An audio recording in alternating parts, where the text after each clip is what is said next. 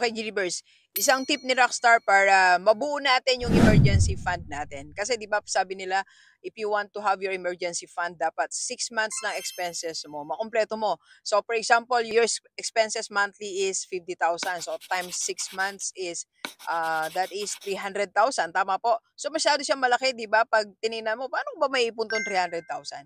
So para mapunuan mo o makomplete mo yung emergency fund, sundin natin ang rule of 10 or rule of 10%. Paano po ba yon?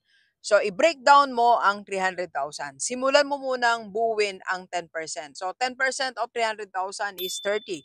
So, gawin mo yan quarterly.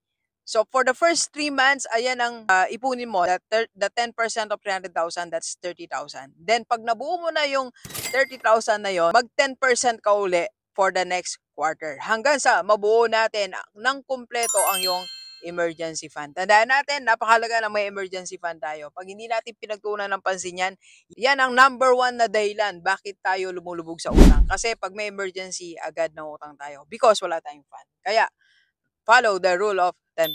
Let's go, let's go.